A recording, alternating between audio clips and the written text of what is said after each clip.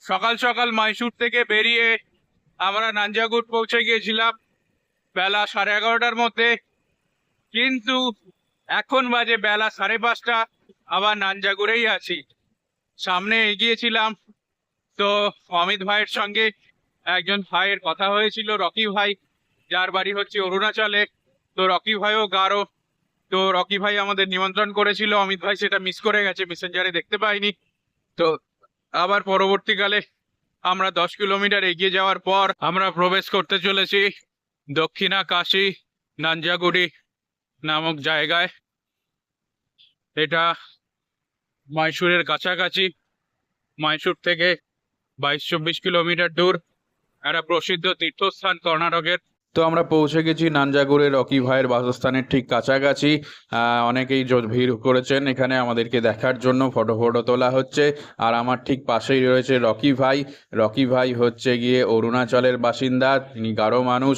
আমাদের গারো অমিত ভাইয়েরকে সঙ্গে কন্ট্যাক্ট করেছিলেন এবং আমাদেরকে এখানে আসার নিমন্ত্রণ জানিয়েছিলেন। যদিও আমরা একটু মিস করে গেছিলাম, কিন্তু উনি নিজে গিয়ে আবার 10 কিলোমিটার দূর থেকে গিয়ে আমাদেরকে নিয়ে এসছেন। তো এখন একটু ফটো তোলার ব্যাপার চলছে।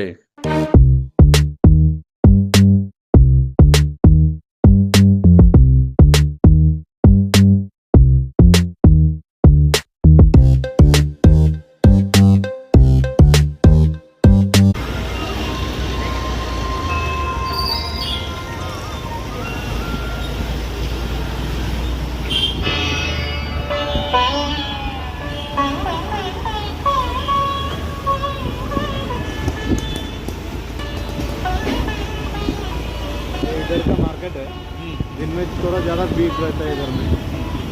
तो इधर से सीधा जाएगा तो मंदिर आ जाए। সন্ধেবেলা আমি, রকি ভাই, অমিত ভাই আর অভিলাষ দা এই চারজন মিলে একটুখানি বাজার ঘুরতে বেরিয়েছিলাম। আর আমরা শেষ পর্যন্ত পৌঁছালাম নাঞ্জাগুরের বিখ্যাত শিব মন্দিরে। নাঞ্জাগুরকে বলা হয় দক্ষিণ ভারতের কাশী। সামনেই দেখতে পাচ্ছেন সেই শিব মন্দিরের আলো জ্বলছে। আমরা একদম তার কাছাকাছি চলেই এসেছি। থেকে আমরা চলে এসেছি অনেকটা দূর, 20 কিলোমিটার দূরে। প্রচণ্ড হাওয়া দিচ্ছে, তার জন্য বেশি যেতে পারছি না। আর সঙ্গীতা দাঁড়িয়ে রয়েছে ফুচকার দোকানে। দাঁড়িয়ে রয়েছেন কেন এখানে?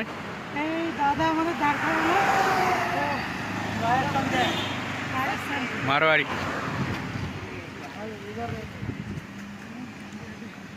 তো দাদা আমাদের আজকে ফুচকার ট্রিট দিচ্ছে। সঙ্গীতার তো দিল গার্ডেন হয়ে গেছে। ধন্যবাদ দাদা, থ্যাংক ইউ। কর্ণাটকে কিন্তু ভীষণভাবে সাধারণ মানুষের হেল্প পাচ্ছি। ওনারা একদমই হিন্দি ইংলিশ একটুখানি বলতে পারেন, আর তো ভীষণ ভালো কমিউনিকেশন করছেন। আমাদেরকে কফি খাওয়ালেন, তো আমাদের যাত্রাবাদ সম্পর্কে জিজ্ঞেস করলেন। পেছনের কাকা আছেন, এই কাকা আছেন। তো ভীষণ ভালো আন্তরিক ব্যবহার পাচ্ছি কর্ণাটকে।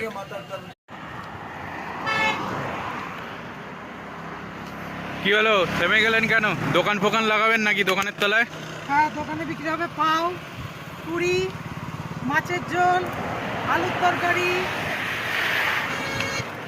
ভাত, ডিমের পোচ, এত কিছু আইটেম দিয়ে আজকে দুপুরের লাঞ্চ ছাড়া হবে। পেটটাও মিক্সি মেশিনের মতো হবে।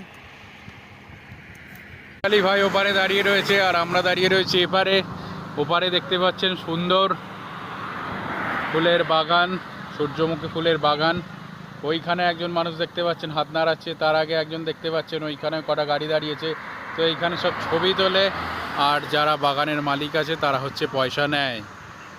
তো কত টাকা কি বলছে দেখা যাক, তারপর আমরা ওদিকটায় যাব। ফুলের ওখানে আর ছবি তোলা হয়নি, পার হেড 50 টাকা করে নিচ্ছিল ছবি তোলার জন্য। তাই সঙ্গীতা চলে এসছে বাঁধাকপির খেতে। এটাও তো একরকম ফুল।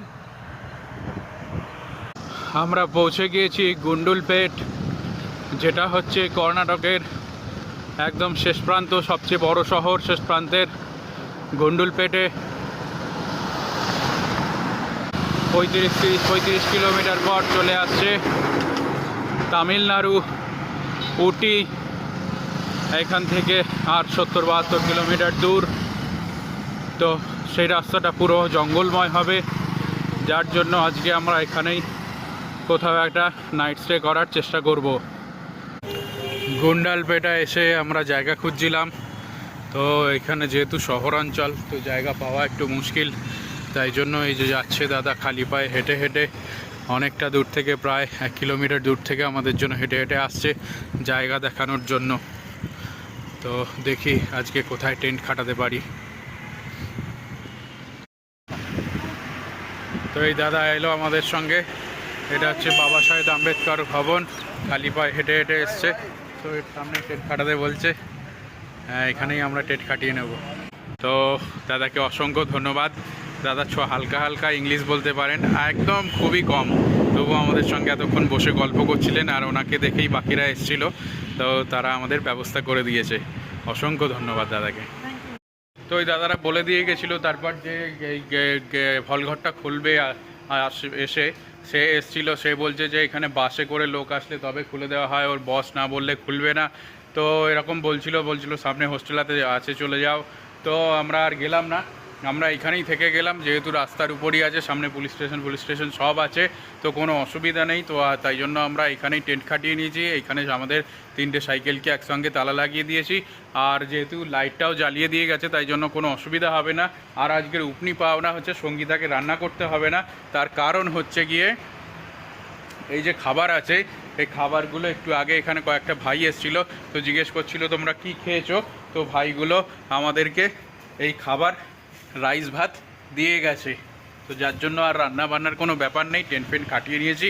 এখানকার ওয়েদার দারুণ সুন্দর, আজকে গুড়ি বৃষ্টি পড়েছে, খুব বেশি বৃষ্টি পড়েনি, আর ঠান্ডা পুরো ওয়েদার, মোটামুটি খালি গায়ে এরকম গেঞ্জি পরে আছি তাতেই ঠান্ডা লাগছে। আর উটির ওয়েদার এখন দার্জিলিংয়ের থেকেও ঠান্ডা, কালকে উটি যাব, কিন্তু সামনে পড়বে জঙ্গলটা কী করে টপকানো যায় সেটা কালকে দেখছি। থেকে বেরিয়ে আমরা চলে এসেছি বান্দিপুর, আর বান্দিপুরে এরকম হ্যান্ডিক্রাফটগুলো দেখতে পাচ্ছি, হাতে তৈরি জিনিসগুলো, এইগুলো ফ্লাওয়ার তৈরি। আর এটা হচ্ছে বান্দিপুর ন্যাচারাল স্পাইসেস, এই যে সুন্দর করে ঝুড়ি আছে, সুন্দর দেখতে সব। ভেতরে ভাইটা ডাকছে, দেখি কি আছে।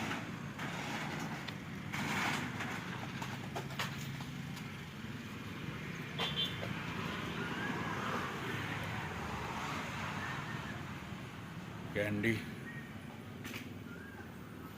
দোকানটা দারুণ সুন্দর করে সাজিয়েছে। अभी कितना किलोमीटर कवर हो गया आपका?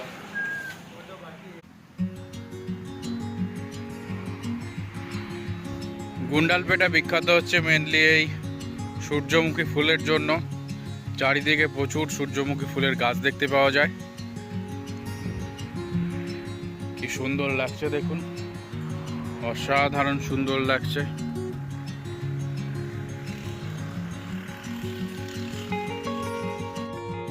এই ভাইটা এখানে আছে, আমাদের বলে দিচ্ছে যে অয়েল কি করে হয়, সূর্যমুখীর তেল কি করে বেরোয়।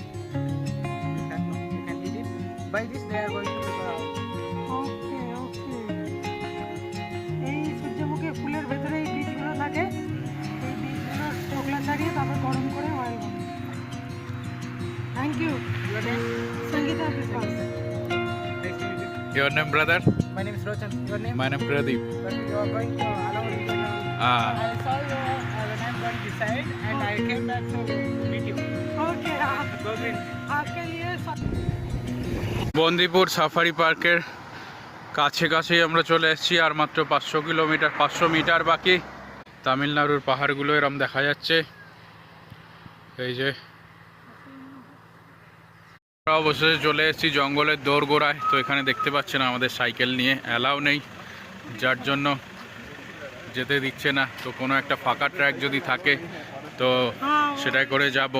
আর এইখানে একটা ভালো জিনিস দেখেছেন, প্লাস্টিক ফ্রি, তো যত বোতল আছে এখানে কিন্তু ওরা জমা নিয়ে নিচ্ছে, খুবই ভালো জিনিস এটা। সামনে দেখা যাচ্ছে এটা রোড, বান্দিপুর টাইগার রিজার্ভ।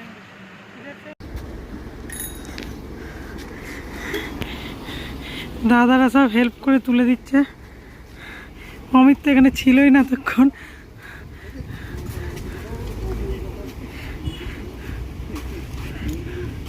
আর পাশে যে দেখতে পাচ্ছেন এই দাদা হচ্ছে কেরালার ওনার গাড়ি।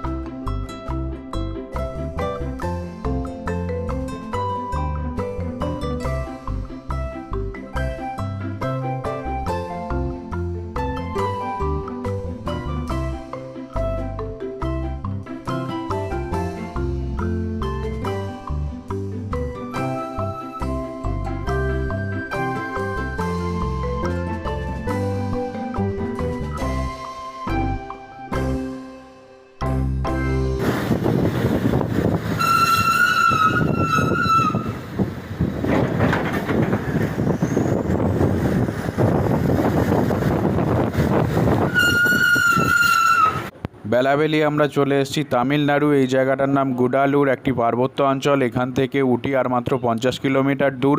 উটির পথ পুরো একদম চড়াই। তো এখন বেলা হয়ে গেছে, যার জন্য আমাদের থাকার আশ্রয় খুঁজতে হবে। আজকের দিনটাও খুব একটা ভালো নেই, সারাদিন বৃষ্টি হয়েছে, এখন একটু বৃষ্টি কমেছে। তো সন্ধে নামার আগে আমাদের একটা জায়গা খুঁজে নিতে হবে নিরাপদ আশ্রয়ের জন্য। এইখানে অনেক জায়গায় জায়গা খুঁজলাম, কিন্তু জায়গা পাচ্ছিলাম না। অবশেষে দ্য ওডিপি হোটেলে এই ভাই আছে, ইয়াসু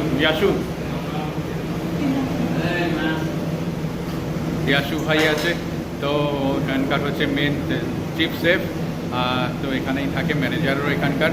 তো আমাদের খাওয়া দাওয়া দিয়েছে আর আজকে থাকার ব্যবস্থাও করে দিয়েছে। তো প্রথমে বলছিল যে এখানে সামনেই টেন্ট খাটিয়ে থাকতে।